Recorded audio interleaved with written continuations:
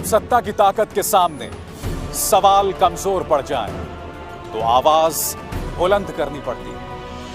बोल कि लब आजाद है तेरे। न्यूज क्लिक पर मेरे साथ। बोल के लब आजाद है तेरे, बोल ज़बां अब तक तेरी है। नमस्कार, बोल के लब आजाद है तेरे। मैं अभिसार शर्मा। राजस्थान संकट ने एक बहुत ही नाटकीय मोड़ लिया है और जो खबरें वहां से उभर कर आ रही हैं वो बहुत ही जबरदस्त हैं। जी हां, मुख्यमंत्री अशोक गहलोत ने कुछ टेप्स जारी किए हैं जिसमें कथित तौर पर पायलट खेमे के कुछ नेता जो हैं वो मोदी सरकार के एक मंत्री के साथ पैसों की बात कर रहे हैं। ये तमाम टेप्स इस वक्त जबरदस्त तरीके से वायरल हैं क्योंकि इसमें सीधा लिंक मोदी सरकार के एक मंत्री का दिखाई दे रहा है, इसलिए खबर अपने आप में बहुत बड़ी हो जाती है। मैं आपको टेप्स भी सुनाऊंगा, मगर मैं आपको बता दूं, एक अरसे बाद इस मुद्दे पर कांग्रेस निहायत ही आक्रामक तेवर में दिखाई दे रहे हैं। खबर यह सामने उभर कर आ रही है कि मोदी सरकार के मंत्री गजेंद्र सिंह शेखावत के खिलाफ एफआईआर दर्ज कर दी गई है। बीजेपी से जुड़े एक नेता और बिजनेसमैन संजय जैन को गिरफ्तार कर लिया गया है और पायलट खेमे के एक और विधायक भंवर लाल शर्मा के खिलाफ भी एफआईआर दर्ज कर दी गई है। देखिए, मैं एक बात स्पष्ट कर दूं, आज जब न्यूज क्लिक आपको उस ऑडियो टेप के कुछ अंश सुनाएगा तो न्यूज क्लिक में हम यह दावा नहीं कर रहे हैं कि आवाज किसकी है। नहीं, यह जांच का विषय है। हम यह भी नहीं दावा करेंगे कि इसमें कौन सा नेता मोदी सरकार के किस मंत्री से बात कर रहा है। आज हम सिर्फ आपके सामने तथ्य रखेंगे, मगर मैं आपको मीडिया के दोहरे मापदंड की एक मिसाल देना चाहूंगा। यह खबर कल रात को जाके ब्रेक होती है, ऑडियो टेप सामने उभर कर आ जाते हैं, मगर मैंने उस वक्त तमाम न्यूज चैनल्स पर निगाह डाली, किसी ने इस खबर को लेके फ्लैश तक नहीं चलाया, ब्रेकिंग न्यूज तक नहीं चलाई। ऑडियो टेप के अंदर क्या है वो चलाना तो बहुत दूर की बात है।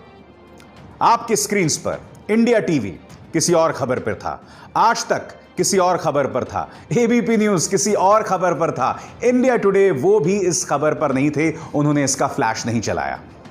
मैं समझ सकता हूं कि बगैर पुष्टि के कोई खबर नहीं चलाई जानी चाहिए, तो इस लिहाज से मीडिया ने बहुत ही जिम्मेदार भूमिका निभाई। मगर मैं दावे के साथ कह सकता हूं कि जब विपक्षी पार्टियों की सरकारें होती हैं या विपक्षी पार्टियों की बात होती है तब यह जिम्मेदारी नहीं दिखाई जाती। मैं आपको ढेरों मिसालें दे सकता हूं। आम आदमी पार्टी के खिलाफ जो स्टिंग ऑपरेशन था उसकी बगैर पुष्टि किए न्यूज चैनल्स ने चला दी। मध्य प्रदेश में भी इसी तरह से कांग्रेस के नेताओं की आवाजें चला दी गई थी न्यूज चैनल्स में बगैर पुष्टि किए। बिहार में आज से 5 साल पहले ढेरों ऐसे टेप्स आए थे, उस वक्त जो महागठबंधन था जिसमें नीतीश और लालू साथ थे, ढेरों ऐसे टेप्स चला दिए गए थे। तब मीडिया जो है पुष्टि नहीं करता है। मगर सबसे पहले मैं आपको ये टेप्स में आवाजें सुनाना चाहूंगा। इसमें कई, जिसे कहते हैं ना, हैरत अंगेज बातें की जा रही हैं। सबसे बड़ी बात जो इस वक्त आपके स्क्रीन पे है, जो दैनिक भास्कर ने छापा भी है, कि आप पैसे जो हैं वो दिल्ली या श्रीनगर पहुंचा देना। अरे भाई, ये श्रीनगर का क्या लिंक है? क्योंकि अगर विपक्षी पार्टी का कोई भी विधायक, कोई भी नेता और उसके पैसे को श्रीनगर भेजे जाने की बात की होती तो अब तक मीडिया ने या बीजेपी ने उसे सेपरेटिस्ट करार दे दिया होता या देशद्रोही तक बता दिया होता, क्योंकि बात श्रीनगर की है। मुझे लगता है जो लोग ये दावा कर रहे हैं कि सचिन पायलट की जो पत्नी हैं वो फारूक अब्दुल्ला की बेटी हैं, उमर अब्दुल्ला की बहन है, देखिए इस तरह की बातें हमें नहीं करनी चाहिए जब तक इसकी पुष्टि ना हो। मैं इस तरह की जो गॉसिप है उसके कड़े शब्दों में आलोचना करता हूं। मगर अब मैं आपको सुनाना चाहता हूं उस ऑडियो के कुछ अंश। मैं ये नहीं कह रहा हूं कि किसकी आवाज है, कौन किससे बात कर रहा है, मगर सिर्फ एक मिसाल के तौर पर आप सुनिए।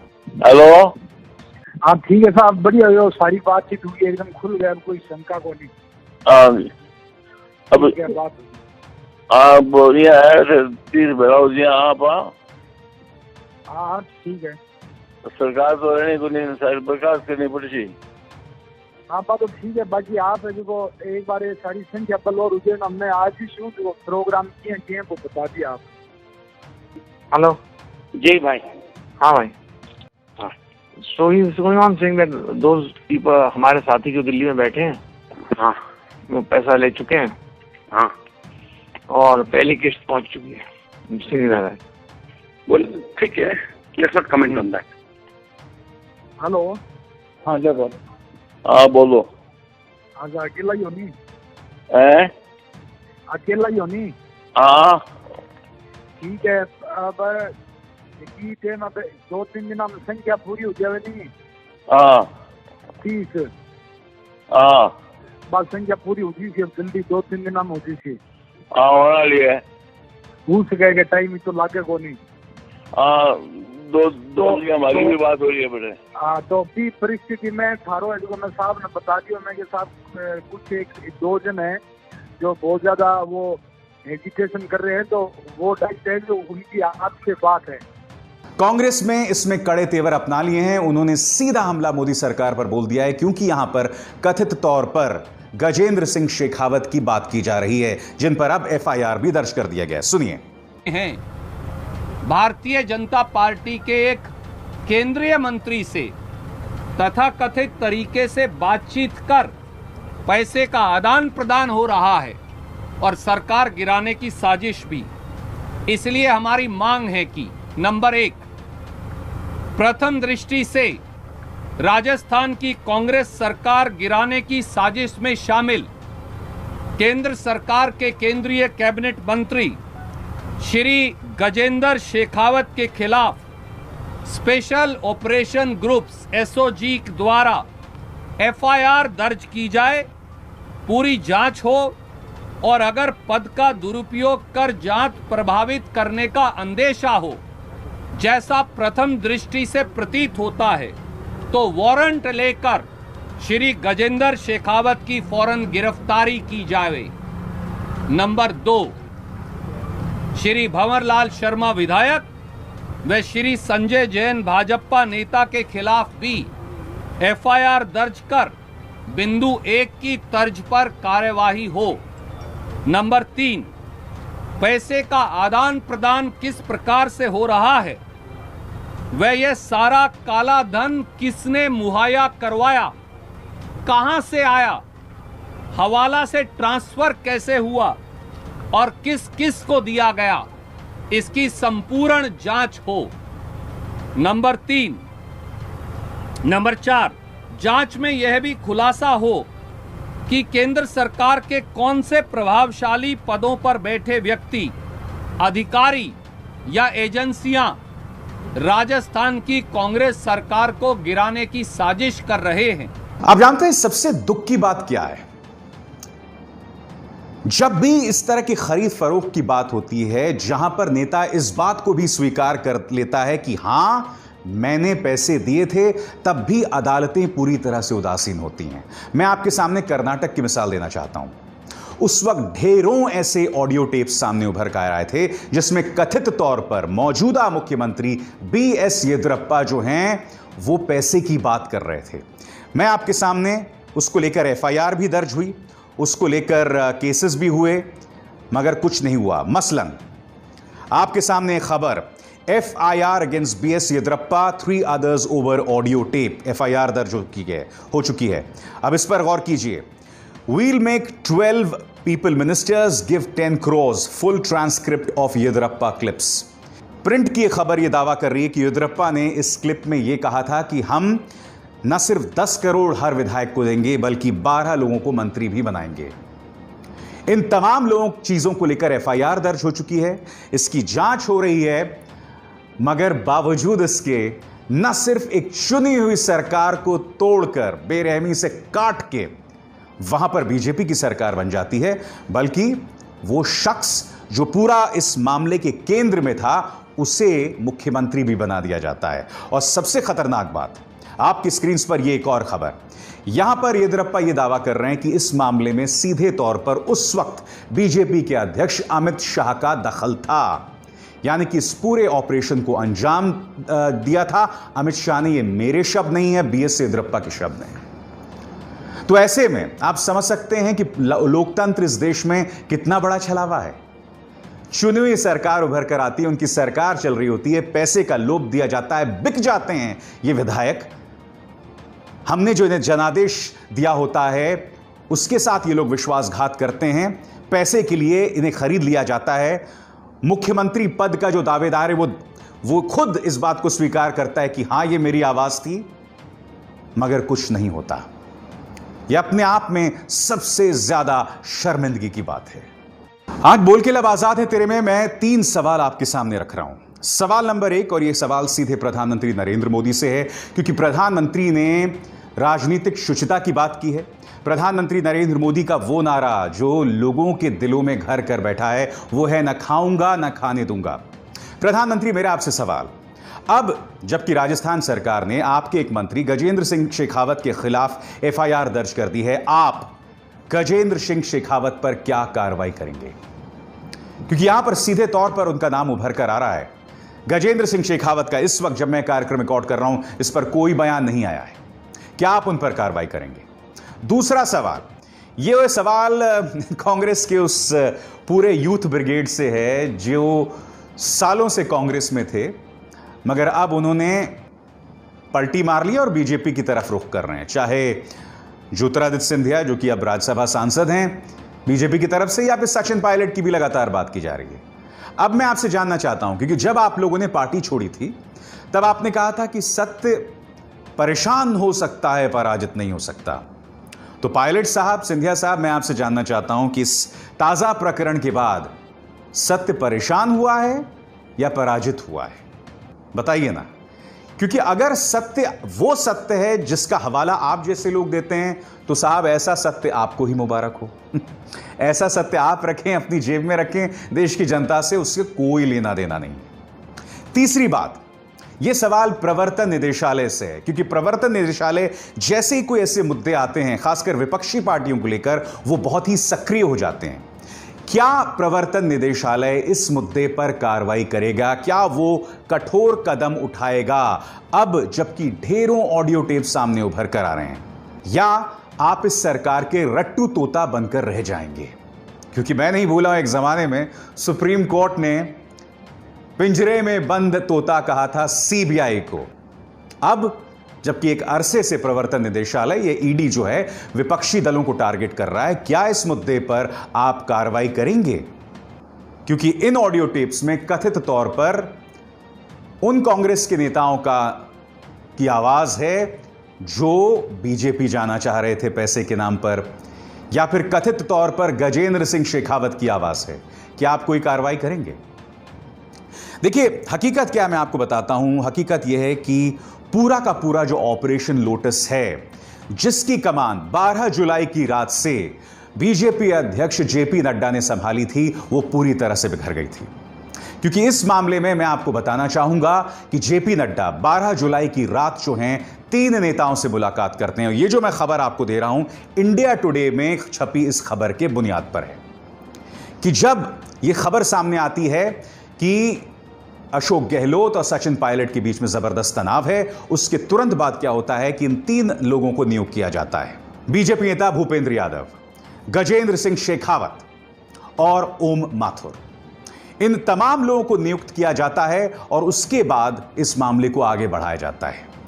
मैं आपको यह भी बता दूं कि इस शख्स यानी वसुंधरा राजे सिंधिया को उससे दूर रखा जाता है, क्योंकि वसुंधरा राजे सिंधिया किसी भी सूरत में सचिन पायलट के बीजेपी में आने के खिलाफ थी।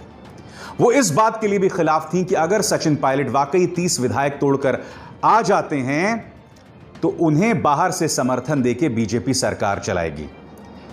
अगर ऐसा होता तो इस बात की सुगबुगाहट है, और मेरे कई पत्रकार मित्र मुझे बताते हैं कि वसुंधरा राजे सिंधिया अपने 40 विधायक तोड़ के वो समर्थन अशोक गहलोत को दे सकती थी। तो मामला इसलिए पेचीदा हो चला था।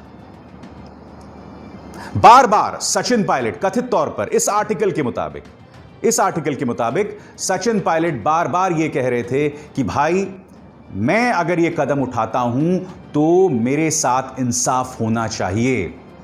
उनकी निगाह कहीं ना कहीं ज्योतिरादित्य सिंधिया पर थी, क्योंकि उन्हें राज्यसभा सांसद बनाया गया है और ज्योतिरादित्य सिंधिया के जितने समर्थक विधायक थे जो उनके साथ आए थे, उनमें से कई लोगों को मंत्री बना दिया गया था शिवराज सिंह चौहान सरकार में।